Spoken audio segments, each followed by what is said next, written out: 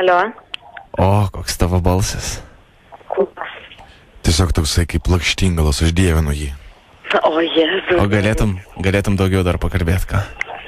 Aš dabar jau tylėsiu viskas. Ne, kalbėk, prašau, kalbėk, nesustok. Kalbėk, prašau, netylėk, gali manim tikėt. Man atrodo, tau labai tavo balsas patinka iš tikrųjų. Ne, aš tiesiog labai seniai norėjau tau pasakyti, aš labai myliu mane. Matai. Ne, brangioji, tiesiog toks vakaras, žinai, grįžau iš po darbų ir sakau, reikia paskambinti ir pasiklausyti tavo lakštingališko balso ir mano tokia nuotaika gera. Nu ir ką norėjai pasakyti? Gali dar patęst. Pasakyt. Pakalbėk su manim, prašau. Nu tai pakalbink. Pakalbint tave. Kaip tu apsirengus? Nu čia dabar. Sakai, pakalbink, tai kalbinu tave. Nu, tai dėl ko paskambinai? Norėjau sužinot. Tiesiog, kaip diena. Labai puikiai. O tu šiandien nors kartelį užsigalvojai apie vyrišką giminę?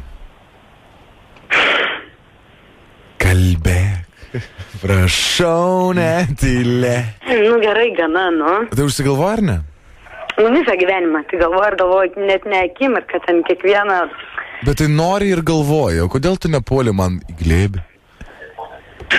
Aš šiandien univere išskaičiau glėbį ir... Nieks neatbėgo. Būtent. Nu, šiaip Čia dabar. Atbėgu. Čia dabar. Nu, kodėl taip yra? Nėra, ne, jos neatbėgo. Kažkokia nesam, nu Giedrė. Nu ką? Tu gali iš Šiaulių? Ką? Tu gali iš Šiaulių? Taip, iš Šiaulių. Nenori važiuoti Bubius? Į Bubis ir ką ten veikti? Bubit. Eiktų, ne, gal leis ten jum vieniem važiuoti. O kodėl tu sakai jum?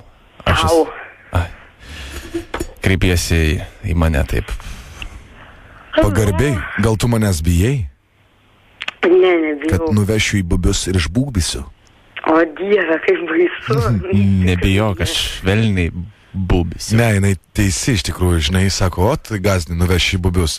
Bubius aš gerai pažįstu, tamsos nebijau, seksą mėgstu. O Dieve, nu tai va. Vat. Ir Giedre, baigėsi pasaka. Dėl ko aš tau skambinu? Na. Kaip tu galvoji, tavo rotacija dėl stipendijos patvirtinta ar ne? Nežinau, žinok, net negalvojau nieko.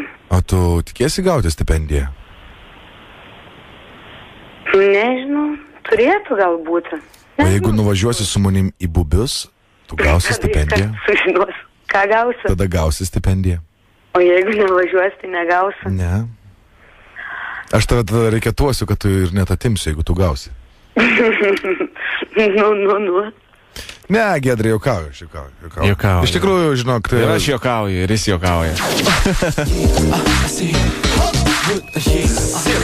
FM.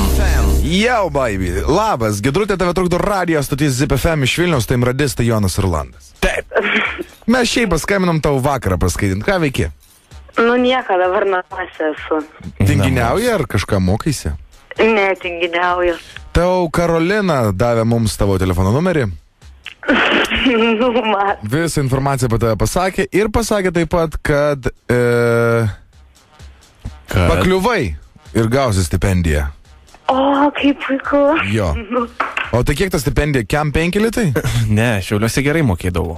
Ne, kur tu mokėsi, Šiauliuose? Ne, aš mokausi Vilniuje. Ir kokią tu stipendiją gausi? Nu, turėčiau kokius 200 gauti, nežinau. Čia padidinta stipendija? Ne, ten pas mūsų fakultete visi tie gauna. O kur tu studijuoji? VGTU.